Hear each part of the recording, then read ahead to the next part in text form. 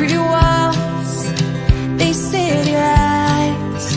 What I'm about to say, it won't make no sense, but I gotta get it off my chest. There's so much more than where you're from. It's in the fabric of your soul. I just wanna go home, where everybody knows me home, and I make all my memories home. I just wanna go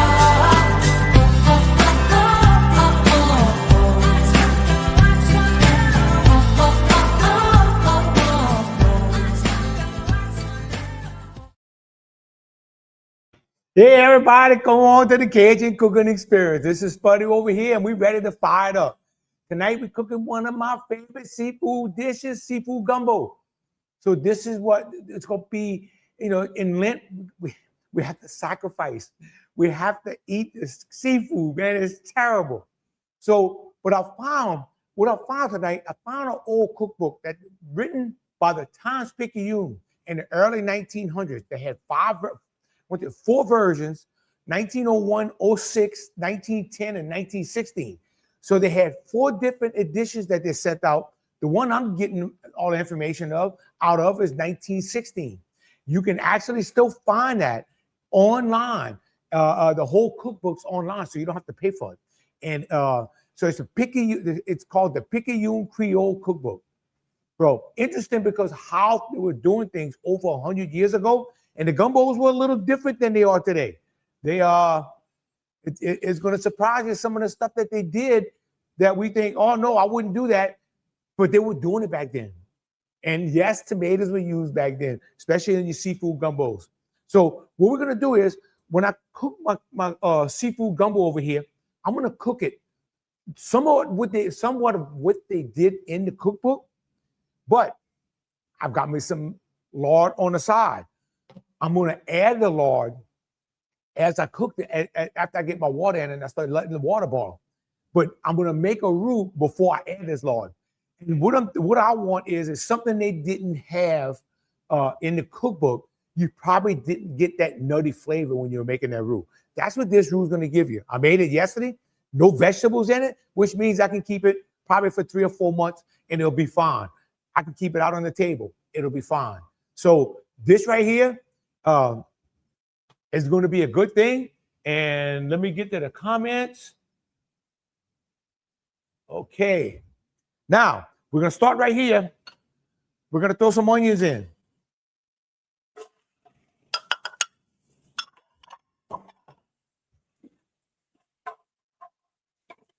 And I'm going to start off cooking my onions. And over here, I'm going to smother some okra. So all I want to do right here, all I want to do is smother this okra. That's it. Because if I'm going to cook a seafood gumbo, I definitely have to have okra in it. Okra is going to do two things. It's going to give it a great flavor, no doubt about it. But another thing it's going to do, it's going to help thicken that gumbo, which means I don't need as much roux, which is awesome.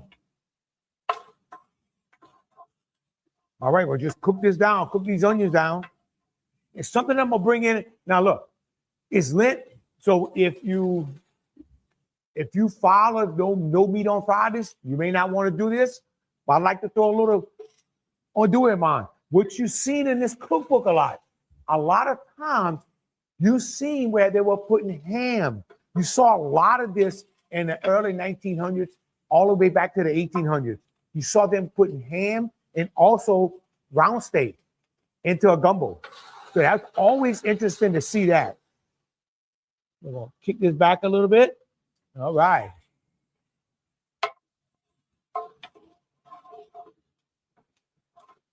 All right, we're going to let this, we're going to keep some fire under this pot.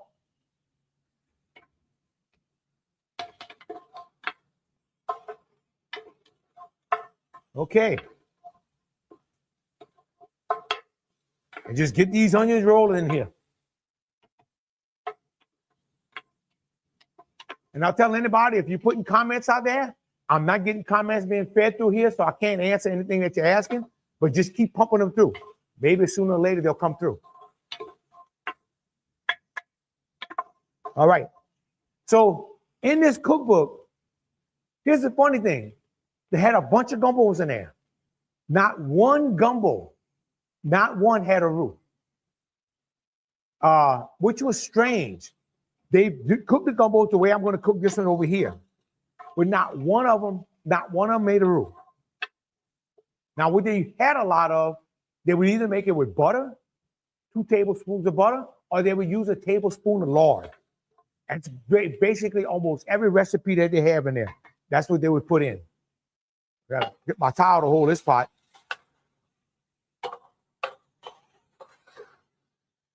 Okay, there goes one little piece of okra.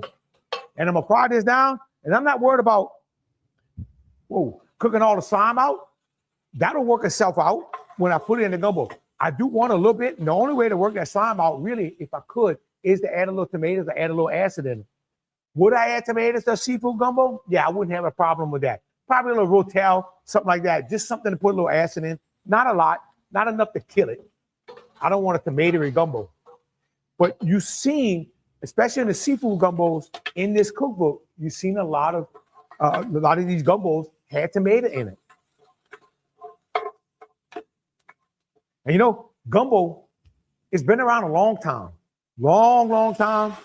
One of the things that was basically invented in New Orleans, now, a type of gumbo was probably cooked thousands and thousands of years ago. Many years ago. But, okay, I'm going to just keep cooking these onions down. They're starting to stick a little bit in here. And my okra, too.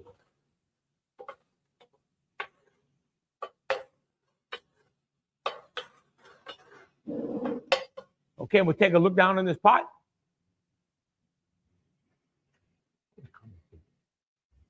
Okay.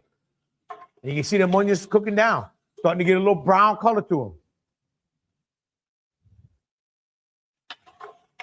All right, now we're back.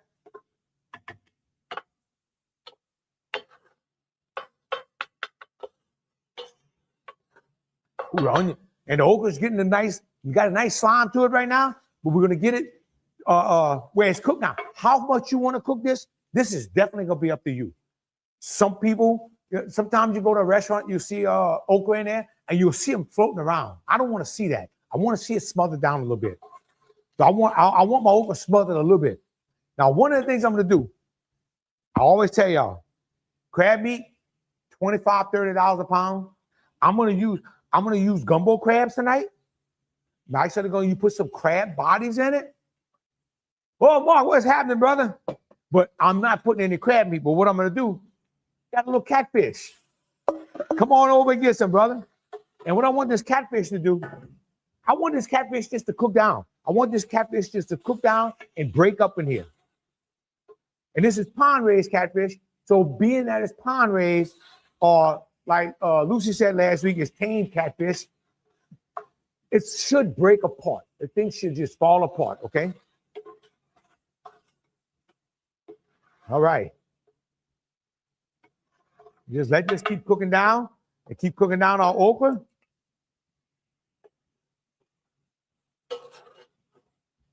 Bring me a little bit more stock in this okra. And what it's doing is starting to stick a little bit. So we got that little green meat down there building up. That's right, Danny. We got that sacrifice fish. That's right. You better believe it. Oh, Don, I'm good evening, my brother. Sammy, what's happening, man? Oh, yeah, Danny, you got to sacrifice that fish, man.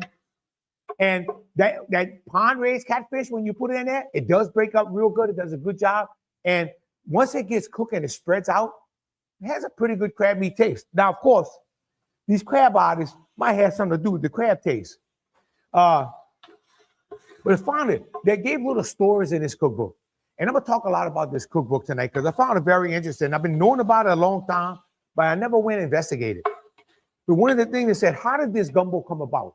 New Orleans, they claim New Orleans was the capital of gumbo. New Orleans was where it's happened, where it was developed, where it was established, everything. Well, the French came in, and they came in with their chefs, and they're good, high-class chefs, okay? And they made gumbo. Then the Spanish came in, and the Spanish came in with their great cooks. And the reason the chefs were coming here, They were coming here.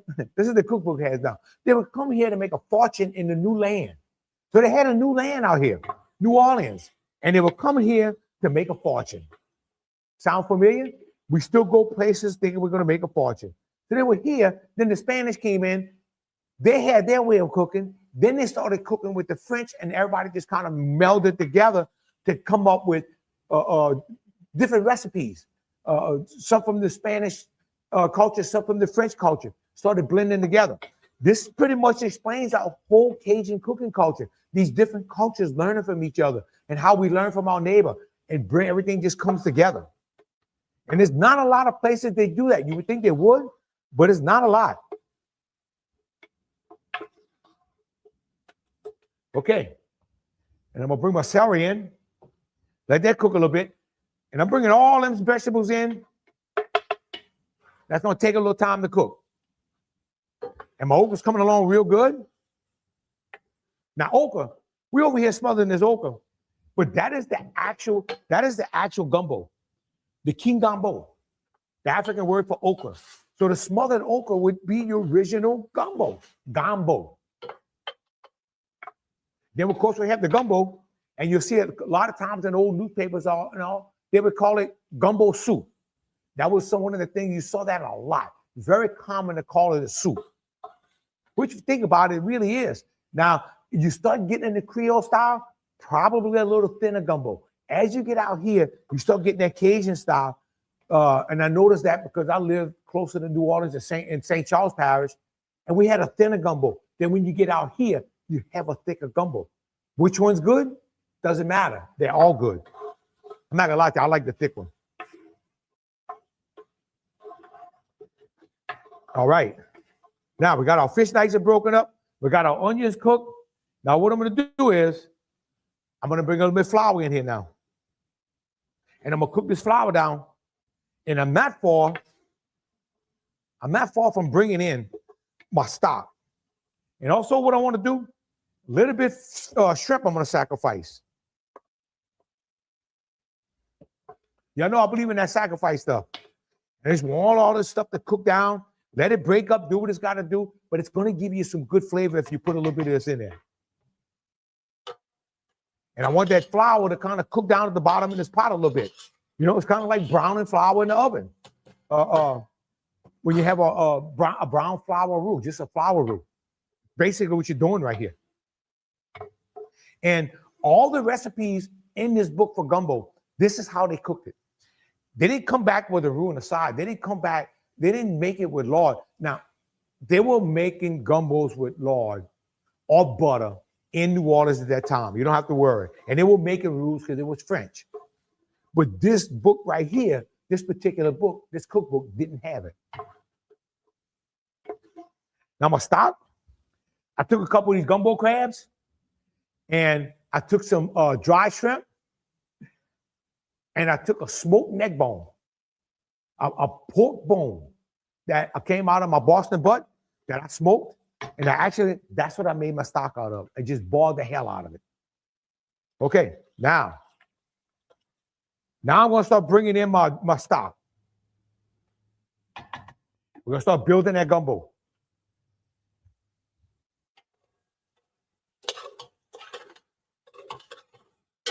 All right, okra's coming along good. It doesn't take long to smother your okra, especially if you got a good batch. And look, this is IQF okra, nothing special. This time of the year, you're not going to get fresh okra unless you just happen to save some for when they were in season. But besides that, you're really not going to find a whole lot of fresh okra. I saw some at Ralph's the other day, and I'm not sure where they got them from, but it was very surprising to see it. So we're going to get this back to boil. Okay. Make sure I got enough fire.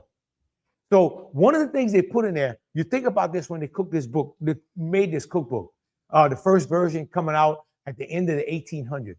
What did we just come out of in Louisiana? We just came out of the Civil War. The whole country just came out of the Civil War. So they put a little something in there. Now I'm gonna read it to you.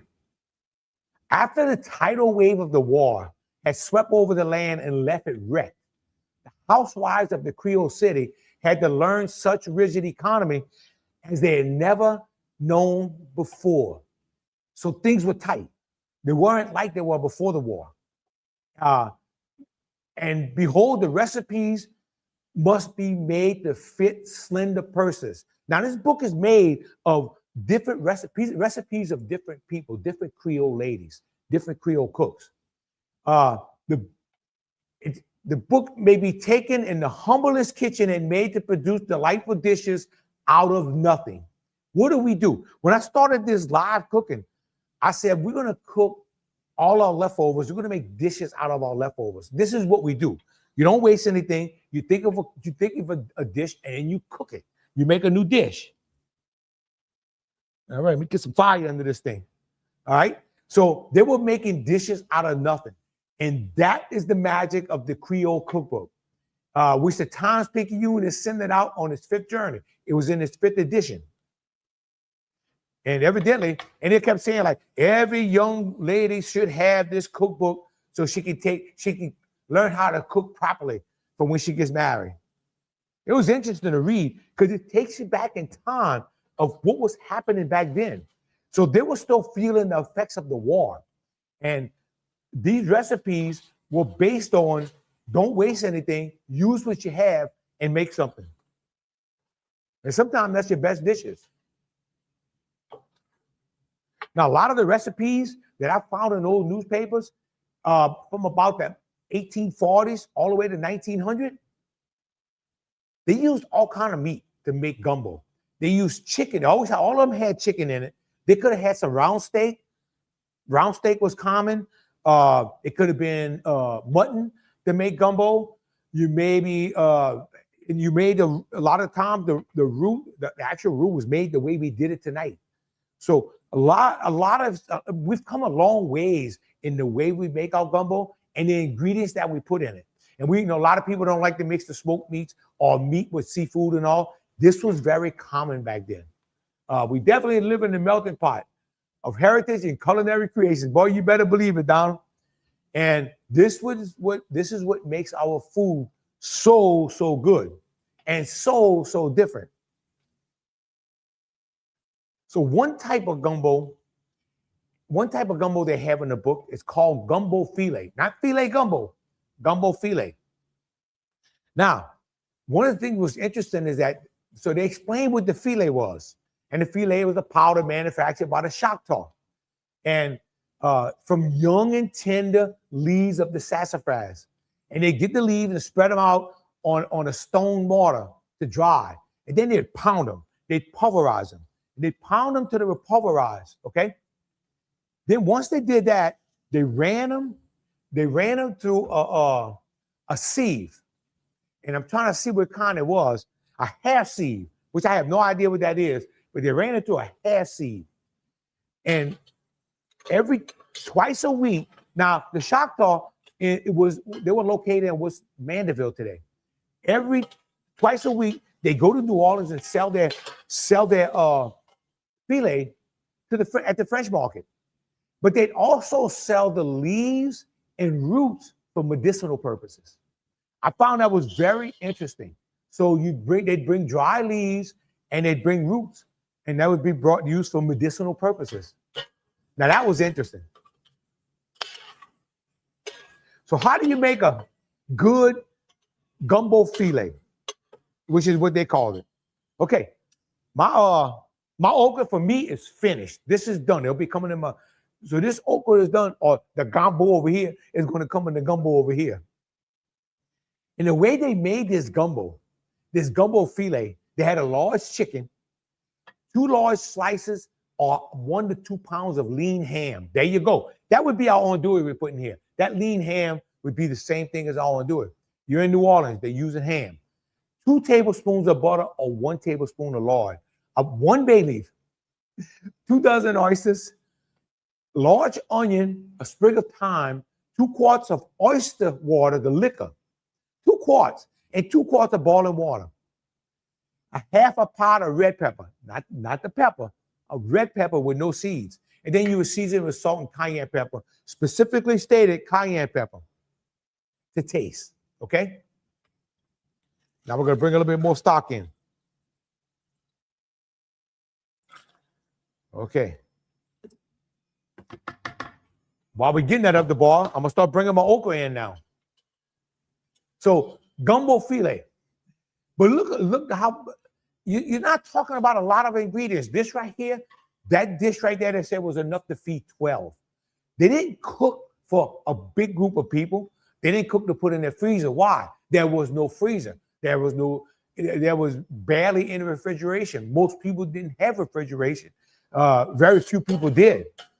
Most people back then still had the ice box with the block of ice. So you basically cook you cook that day what you were going to eat. Okay? So then they had a section. How do you use the filet? After the gumbo is finished, now this was interesting. You finish the gumbo, you got it done. You get it off the fire, and you put in what they call a bain-marie, or like a bath, like a water bath, a hot bath. You're gonna put the pot in there to keep it hot. Then you're gonna whip that filet in. You do not put the filet in or with the boiling water, because it said you will ruin the gumbo and it will come out stringy and it'll be ruined. And they were very specific about not putting that filet in boiling water. Now, I've always put filet on the table. I've never added it to the gumbo while I was cooking. So I can't tell you if this is true or not, because I've never tried it. Okay. But I found that was interesting. And they said also, never boil a gumbo with the rice. So if you have rice, let's say you have a bowl of gumbo, don't reheat it. Don't boil it with that rice. Remember, we had no microwave. We had nothing. You had to eat it like that. That was two of the rules that they had in this book. Today, we pop that sucker in the microwave with the rice and the filet. We do it all. Now, they also had a recipe for okra gumbo. Now, this was interesting. You had a chicken. You had an onion, 2 large tomatoes, 50 count of okra. You had 50 okra. They counted them. You saw this in a lot of recipes. They would count the okra that they were going to use. 2 large slices of ham. There's our undo it. A bay leaf, a sprig of thyme, a tablespoon of lard, or 2 tablespoons of butter. Salt and cayenne to taste. You see no flour and you see no oil. You don't see any oil. Roux. You have no flour. They're just cooking everything down, smothering everything down, building a little gravy. See how things were really, really a lot different back then? The way they cooked the gumbos. Now, this is the recipe out of the book. I can't tell you if everybody cooked it this way. I found one crab gumbo. What was interesting, the crab gumbo was made with crab and no other meats. So that crab never was the crab mixed with the shrimp or the oysters. And almost all the gumbos in that cookbook, almost all of them, not the crab gumbo, but almost all of them had oysters in it. So oysters, well, they must have been using oysters like we use shrimp today, okay? So it's interesting to go back in time and just see how things were done. See how they were cooking this stuff. Okay, we want to get this water back to boil. All right, get that fire up. We'll start getting our crab and shrimp in. And I'm going to go ahead and bring my bell peppers in. I like that rainbow bell peppers. And I'm going to go ahead and bring me a little garlic in. I don't use a lot of garlic in my gumbo. I'm not a fan of garlic. If you are, that's fine. There's no problem there. And then there was another article that it was an article about the gumbo, and the gumbo's virtue is that the dish is very forgiving to cook. So what they're saying is, hey, you don't have to be a cook to cook gumbo. It's a very forgiving dish. You can put anything in it. Basically, anything goes in the gumbo. If you put it in and you like it, it's going to come out good. Follow the basics. So it's unless you put some really bad meat in it, or some bad sausage, or something spoiled, or you put something that you don't like, the gumbo is going to be edible. And that's what they're saying. It's always, it was a forgiving dish. Danny, my mom always added a pint of oysters to her gumbo. Really enhancing the flavor. Danny, you're right. And especially if that gumbo, those oysters were shucked and you keep all that juice out of them. Man, that's when it's good. What you say, Brian? Oh, Lord, I need a sip. And if I had me some oysters tonight, the oysters would definitely be in them gumbo. Now, what makes the gumbo? It's not the oysters. The oysters do help. It's the juice. It's having that liquor from the oysters. That's what's going to give it the flavor. Now, I tell people all the time, some people, if they see oysters in the gumbo, they're not even going to eat it. They freak out on it because they think they think because they don't eat oysters, it's going to be something terrible in the gumbo, and it's not. Use the liquor. You don't have to put the oysters in. Give me the oysters. I'll eat them. I'll eat them right out of the bucket.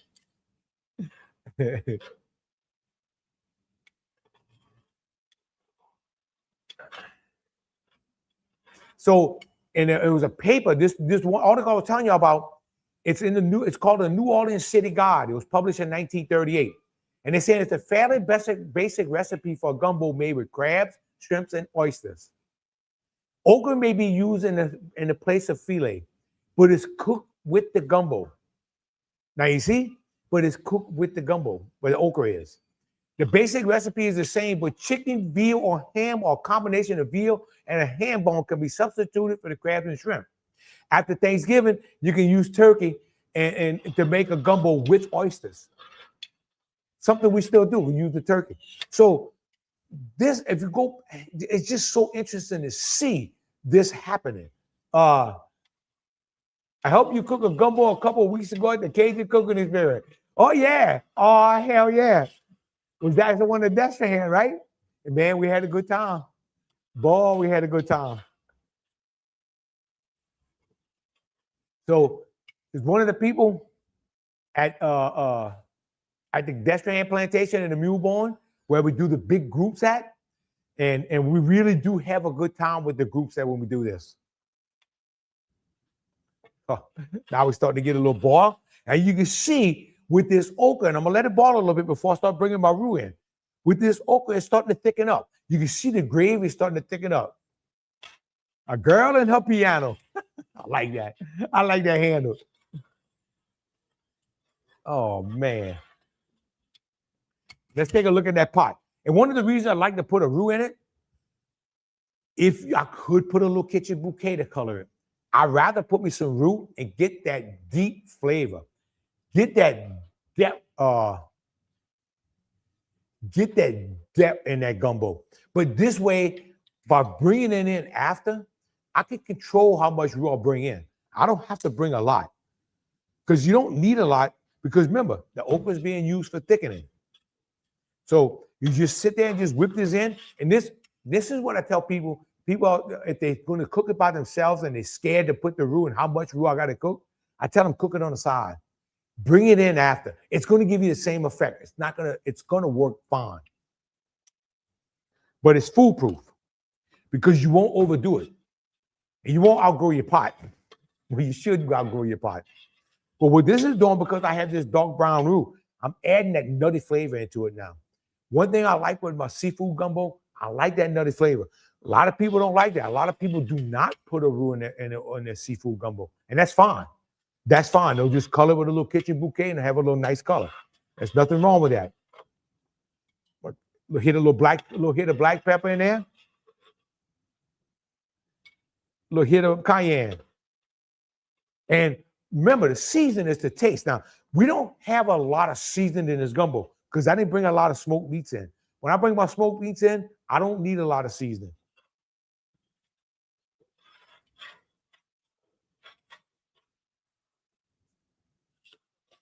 Okay, we're starting to get a little color in it. I'll zoom in for y'all. We're starting to get a little bit color in this gumbo. And that's from the roux. Strictly from the roux.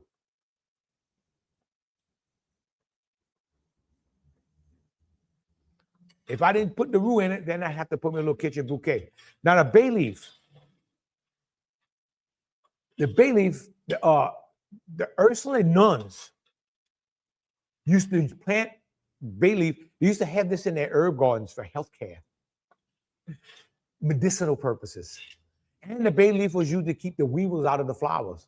I found that was interesting, and also it helped keep the stews from falling, which I didn't know that bay leaf had that kind of power.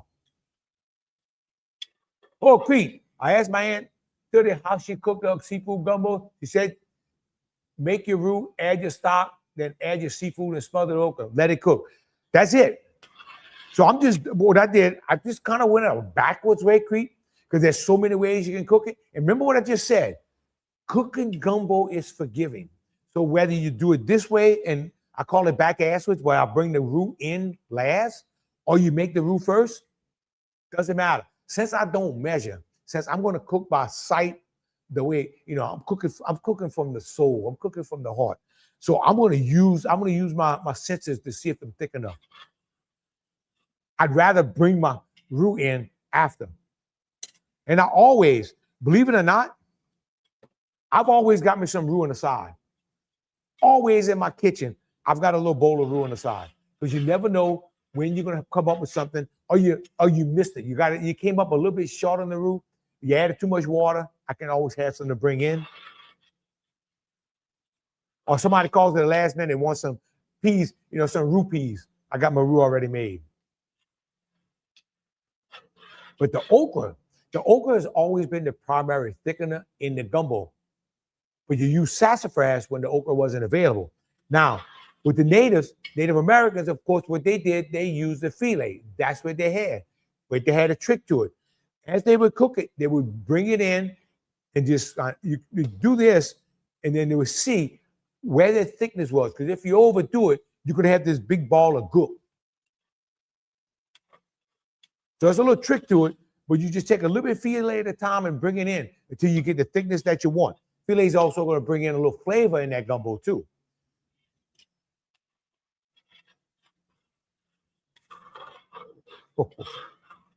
I'm going to add a little bit more salt in it now. I got my Himalayan pink salt, which I really like. Now I know. Hey, Rachel. Hated peas until I tried your real peas. Thank you, Rachel. So Rachel came help us last week. And she told me she didn't like peas. Then she had them roux peas. And I've turned more people on, because you think of the peas that you had in school. They were disgusting. They may do a good job now, because somebody kind of fussed me one time. They do a better job. And that's fine. But when I was in school, it was bad. So I didn't eat peas. I never ate peas. But man, my mama would put a roux in them, and I'd mix it with my cream potatoes. Oh, hell yeah. Now, I just want to get a little taste of seasoning, because I'm going to start bringing in my shrimp and my crabs now.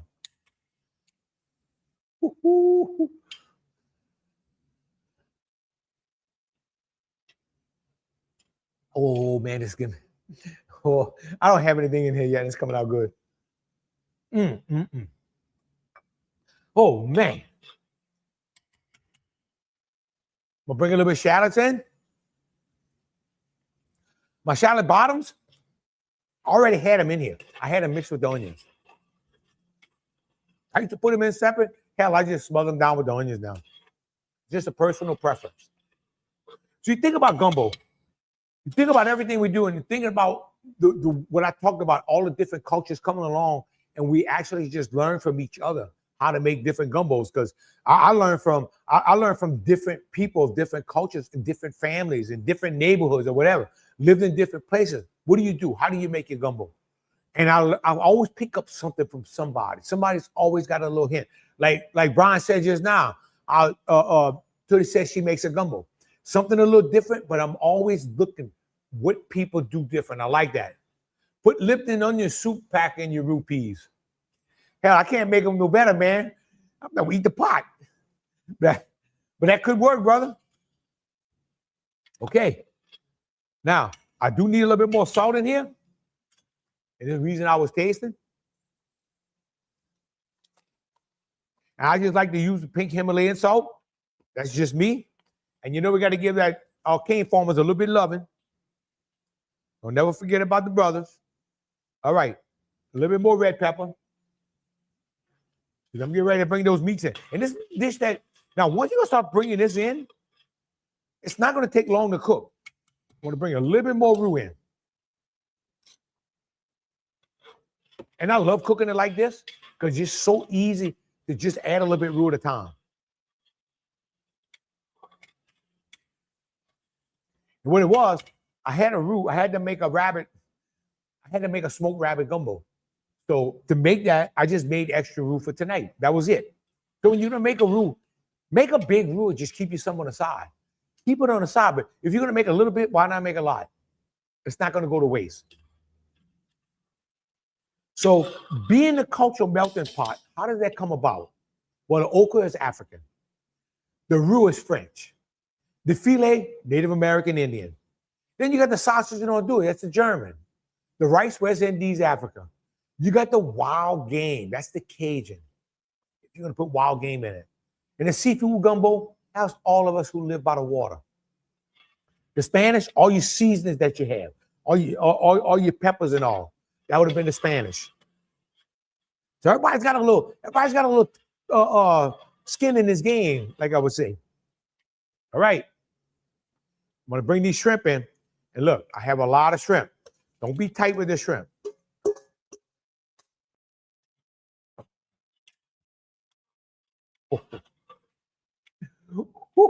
Bill Vince. Oh, hell yeah, brother, you know.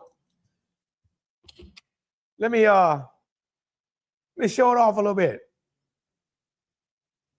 A little more Della dog. Right, I assume you can freeze your roux for later.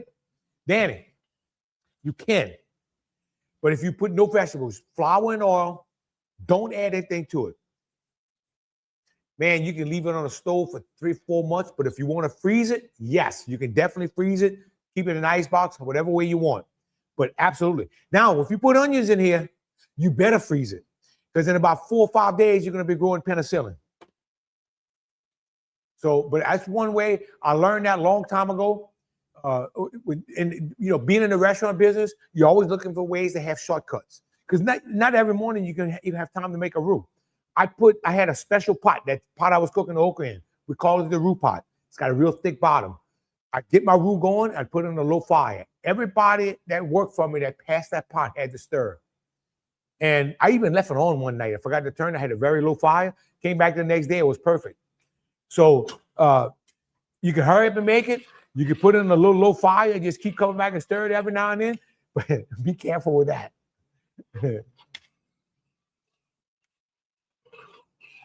All right, we'll get this back to a boil. We got our shrimp. Once our shrimp boil a little bit, I'm going to bring the crabs in. Crabs are not going to take long. Crabs won't take long. These came from, and I'm going to pull a camera on them. Oh, crook. These are Lake Salmon crabs. Given to me by my buddy, Timmy Becknell. And if you listen to tonight, I just want him to know I highly appreciate when he brings in those crabs. And, you know, you take those crabs, and when I get some more, I'm going to show people an easy way to clean them. Because they're kind of, if you catch the crabs, it's almost like an art the way to get that crab and hold it. Because you're going to do it live. You want that crab live when you're cleaning it. So it's going to be pinching at you, and if it grabs you, it doesn't feel good. And you have to pop that bag back, and that gel in the middle, if you pop it and that gel runs out, throw the crab away. It should be firm in there. That's how you know that crab is good. We used to sell a lot of gumbo crabs. We call them gumbo crabs. If you're boiling them, these and they're empty, you call them beer crabs. Oh, Vince, you're still learning and taking advice. So many cooks are their own. Man, look, I'm learning, and everything y'all tell me, like I see stuff come across on this show, I take all of that into consideration, or it's in my brain. I'll try something. I'm always willing to try something else. And then at the Cajun Cooking Experience, when I do it at Destra, I do my thing at Destrehan. Or sometime back here when I'm doing individuals, which I'm doing tomorrow. I'm doing a couple tomorrow where they're going to come in and cook in my kitchen. I'll tell them, I'm going to try something today. I've never tried this before, so y'all the first ones. You can't be scared to try it. People are scared to get off of the recipe or just do something different. Give it a try. The worst thing can happen, somebody's got a dog that's hungry. Feed the dog. It's the worst thing can happen. But you won't know if it's going to be good until you know. If you want the freeze roux, put it in a Ziploc bag and make it flat so you can break off the pieces. Good idea, Creek. I like that. And you want to make it flat for two reasons. Number one, so it doesn't bulk up in your freezer. That's the main reason. Okay. Man, now that we got our shrimp going, and it's starting to let out a little flavor in here, I got to keep tasting for a little seasoning now.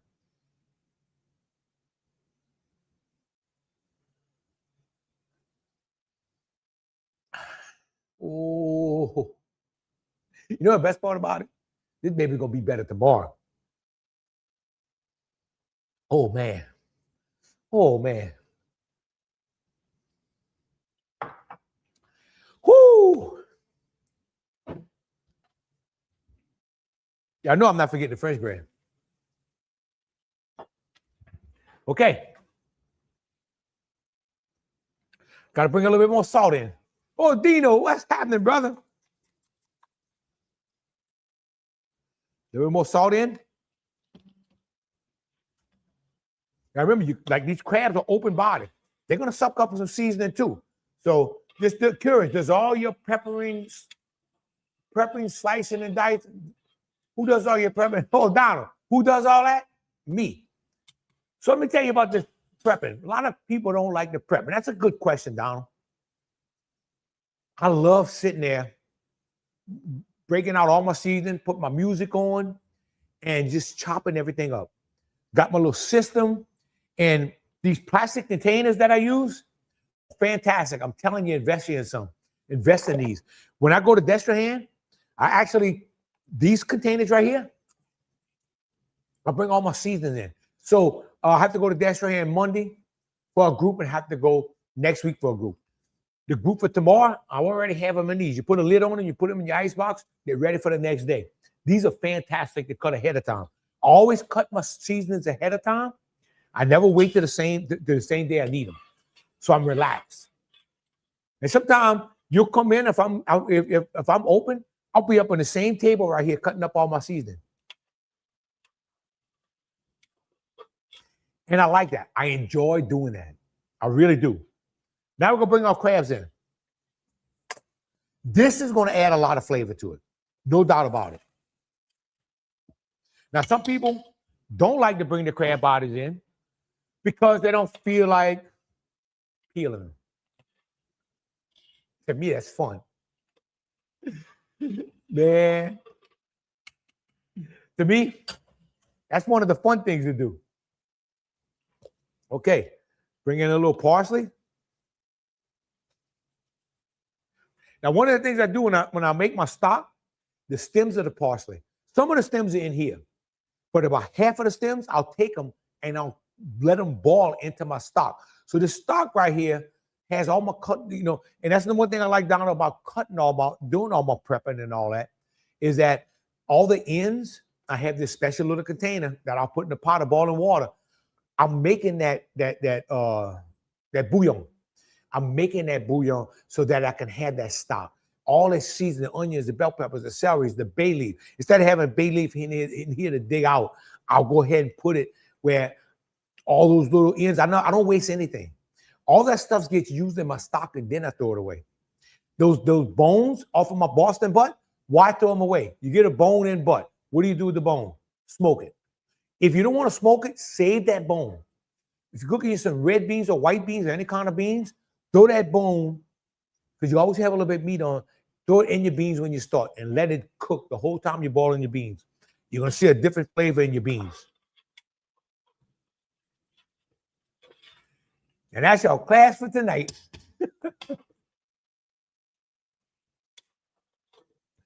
Oh, man. Got a good color. Let me zoom in the bottom down into this pot. We've got a good color in our gumbo, not dark, not light, okay?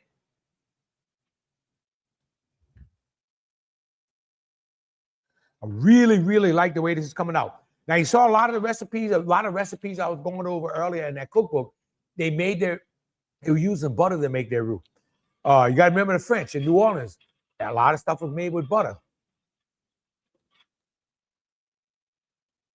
I've never made a gumbo with butter roux. I bet you it would be good though. Zoom in on the bloop. All right, coming in at you, brother. Yeah. Go ahead. Look at that bloop going. Get your bloop on, baby. Get your bloop on. You got it, cook. Oh, man.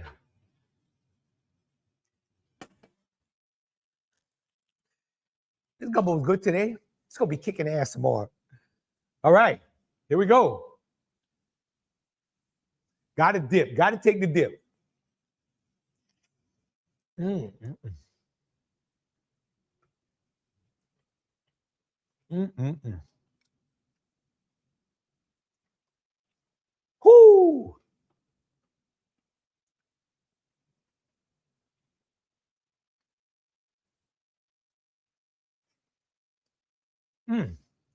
Oh, Lord. Huh. Oh, Ben. Let's see. Captain Ben. Biloxi Gumbo King. That stuff you cook looking good. Thank you, old Captain Ben. Oh, yeah. Let me lower this fire. I want to bring a little bit more salt in. And what I'm doing, some of the salt little balls, so that's what I'm grabbing to do this in. Now, how do you measure? This is where I struggle. Somebody says, how much salt, how much pepper? Man, you got to do it to your taste. And you have to do you. Whenever you're making these dishes, you have to do you. Don't try to cook for everybody in the world. Cook for you.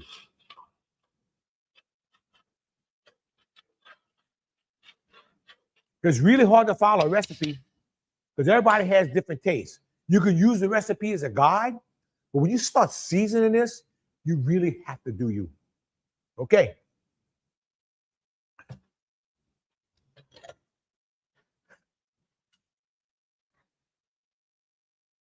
I'll bring it in with a little shrimp in it.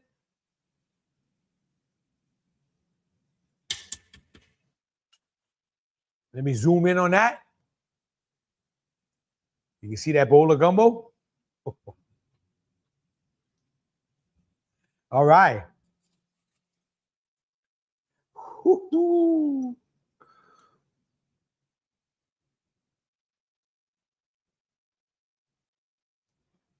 Oh, Lord. Y'all, it can't get any better than this.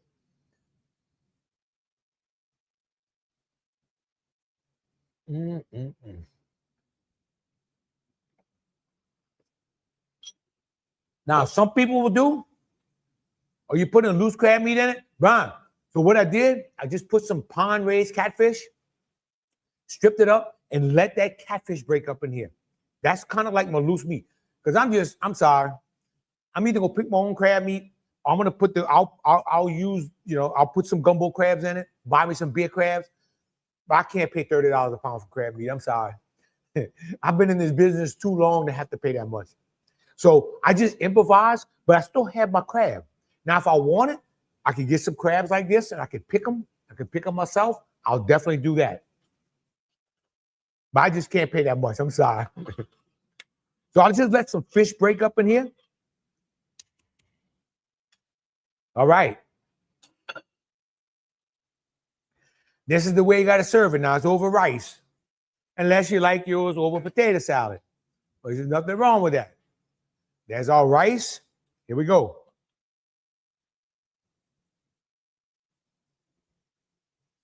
Oh, Lord. And I'm going to bring one of the crabs in.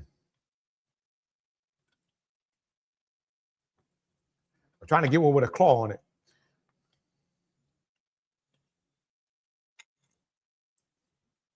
There we go. And the claw wants to grab on even now. All right. Nice bowl of gumbo. Woo-hoo.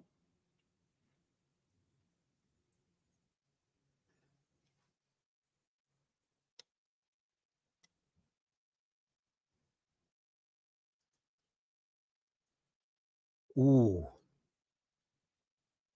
Ooh. All I can say to this is, ooh.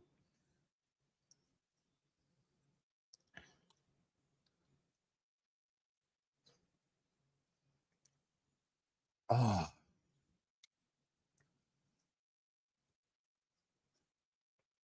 Michael, would you ever use soft shell crab for this?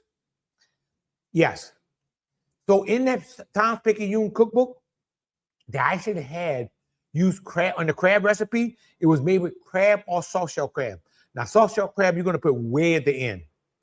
Now, me personally, I wouldn't waste my soft shell crab in my gumbo. Why? I'd fry that sucker, put it on the po' boy. Just one man's opinion. Julia, looks good, buddy. You can almost taste it from there. You got that right, Julia. Oh, Lord. This is one of my favorite gumbos. Actually, seafood and okra gumbo. Seafood and okra gumbo is, to me, my favorite. I like it better than the chicken andouille sausage, the smoked meat gumbo. I actually like it better than that. There's something about it with this seafood gives it a very unique taste. So, y'all, that's the gumbo. This is easy to cook, good Lenten dish. If you can't have meat on Friday, leave the ham out, leave the andouille out. But remember, that andouille, I went back to the time of the early 1900s, late 1800s. And that ham, putting that ham in a gumbo was very common. Putting meat in that gumbo was very common. Oh, Edward, what's happening in El Paso? And it goes really good with a dark Modelo. Well, any dark beer, it doesn't have to be. Or your favorite microbrewery beer. Guaranteed. So y'all, thank y'all so much. This is another one of those Lenten dishes that you can cook, or you can cook this anytime. It doesn't matter. And next week, next Wednesday, I plan on being here. We got a lot of stuff going on. So we got out because our Knights of Columbus dinners are coming in. We got 1,500 lunches that we have to prepare for. So if I'm not here, that means we got too busy. But I plan on doing is the green gumbo. It's called gumbo vert, or you have the gumbo zero. And that's the two different kinds. And it's greens, a bunch of greens in it for the gumbo zero that you would make, and you have a roux base in that green. So you're making a green gumbo with some smoked meat. Last time I made that, I made it last year for Lent. It's a Holy Thursday tradition to make this because you're going to fast Friday and Saturday going into Easter. Last time I made it, I had to throw it away because I was eating so much of it. My body couldn't take it anymore. I couldn't handle it. But man, is it good. So join us next week. We'll have the green gumbo, and that'll lead us right in to the end of Lent. And this is a dish you want to see.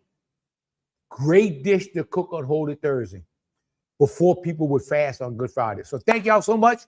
God bless y'all. Good seeing everybody. And we'll see y'all next week. Y'all take care now. I don't cry when it rains no more.